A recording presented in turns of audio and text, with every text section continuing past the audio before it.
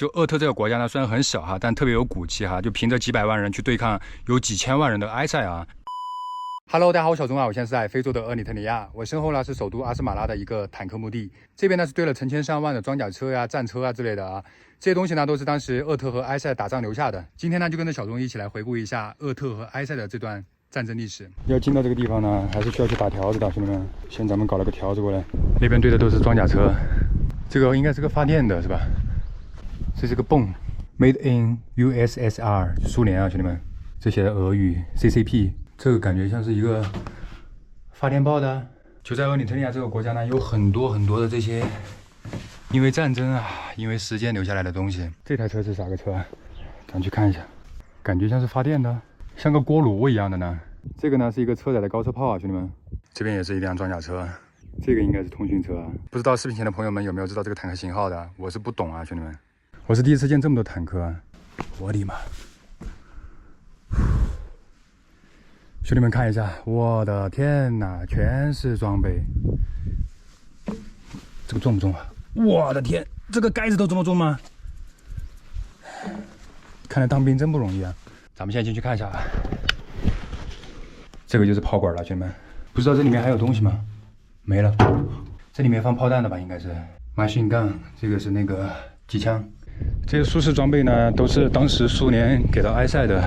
我现在就只有一个想法，我觉得像这个铁啊什么的，它要是留给鄂特人民去把它炼成钢多好呀！这是装甲运兵车，里面都还有好多弹壳呢，我的妈呀！这都是个啥呀？我去，像这药瓶子呢，也不是弹壳，看错了，估计能拆的他们都拆完了。这上面都是装甲车、坦克。鄂特政府呢，就把这些缴获的车啊什么的就堆在这里，相当于也是明经历史。咱们今天聊到厄立特里亚呢，就必须要从它的殖民历史开始讲起。它呢是在1869年被意大利开始殖民，整整呢是殖民了有60年。然后在二战结束之后呢，因为意大利它作为战败国嘛，然后这个厄立特里亚呢就相当于是交给了英国作为它的一个托管国。然后在1952年呢，联合国将鄂特作为一个自治体啊并入了这个埃塞联邦，组成了一个联邦国家。但是这个鄂特和埃塞的这个联邦状态呢，大概就只维持了10年。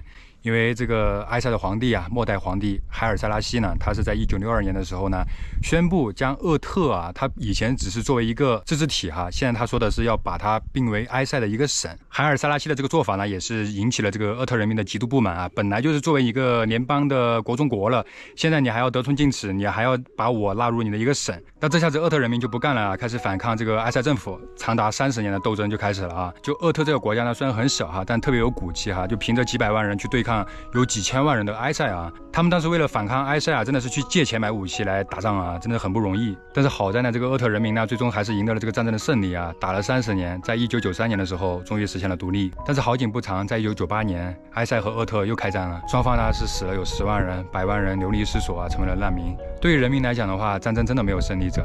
在2018年呢，埃塞的总理阿比呢是同鄂特啊签订了这个和平协议，同时呢，他也获得了当年的诺贝尔和平奖，结束了两国长达多年的一个敌对状态啊。提到厄立特里亚呢，就不得不提他们的总统伊塞亚斯啊，他也是很传奇的一位总统。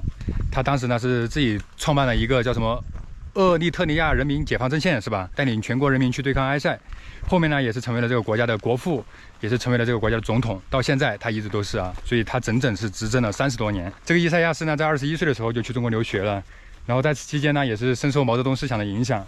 当时他回国的时候呢，就是带了一本《毛选》，这本《毛选》呢，其实也为他当时跟埃塞对抗打仗啊，也是提供了很多的一些思路，包括游击战啊等等的。所以非洲总统这个跟中国还是挺有渊源的。这边这个公园这里啊，停了很多的这个废弃的飞机，俄语啊上面写的是，咱们往里面看看。这上面的很多人之前卖的东西都已经被掏空了，只剩下一个躯体了。大家知道，就是之前厄立特里亚和埃塞俄比亚打仗打了几十年嘛，然后它两边的武器很多都是苏联提供的。那边也有一架，我们去看一下。这挂的是 ET 埃塞俄比亚航空哎，也有可能是当时这个飞机是被那个厄立特里亚击落的，是军机还是客机啊？感觉有点像那个伞兵他们的。这里面特别臭。哎，那边是驾驶室。这上面写的是 Training Mokpo 训练机，这边就是阿斯马拉的火车站。现在客运是停了啊，只有货运。这居然还有一个苏联的旗帜，这个就是他们当时的火车，这上面写的是3等座，咱们带大家看一下吧。哇，这个车厢真的是好复古啊，兄弟们！这个木质的桌椅，里面的所有的东西都是木头做的。这个应该卫生间吧？卫生间。现在已经停运了，不然的话体验一下这种火车是真的很有意思的。这边就是当地的一个机修车间吧，我们看能不能进去。上面写的1911年啊，兄弟们，跨越100多年的历史。这个真的是历史啊！这都是烧炭的，这个都是蒸汽机车啊，兄弟们。这意大利的，这个机车头也都还在用的，他们现在是只用于这个货运。现在还在运行的这种蒸汽机车还是很少见了，兄弟们。就在这个厄立特里亚，真的能够发现很多这种时间停止了的印记吧。你像这个蒸汽火车。Sudan?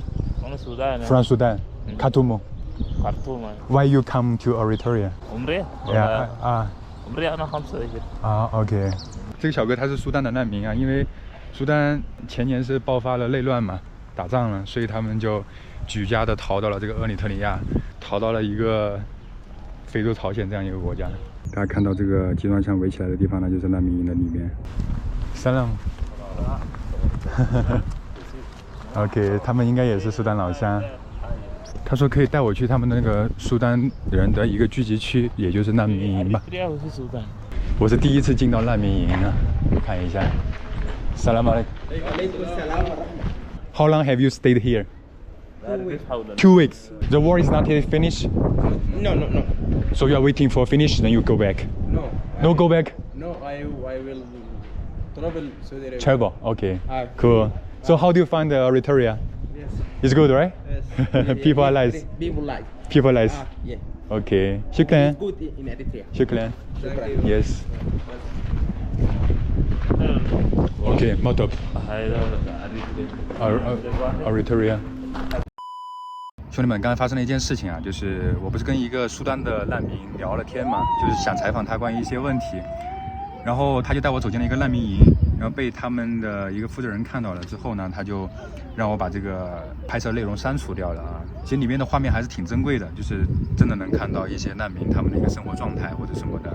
但这个出于一些原因吧，可能他们就不想说让别人知道他们的一个处境。苏丹这个国家本身也不是特别的稳定吧，在之前，就是苏丹分裂之后变成了一个南苏丹和苏丹嘛，然后整个国家呢就属于那种长期不稳定的一个状态，那就有很多的难民呢，他们是逃到了一些周边国家，整个来说还是比较不容易的吧，颠沛流离的这种生活。当时苏丹撤侨呢，也都是经过这个厄立特里亚转移到那个红海再出的境。这个阿姨也是苏丹的难民，背这个小孩捡垃圾。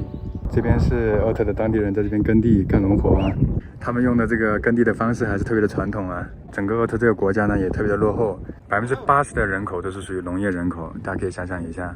在厄立特里亚呢有一种水果啊特别流行，就这个仙人掌果啊，当地人很多早上就吃一个这个，补充点维生素 C。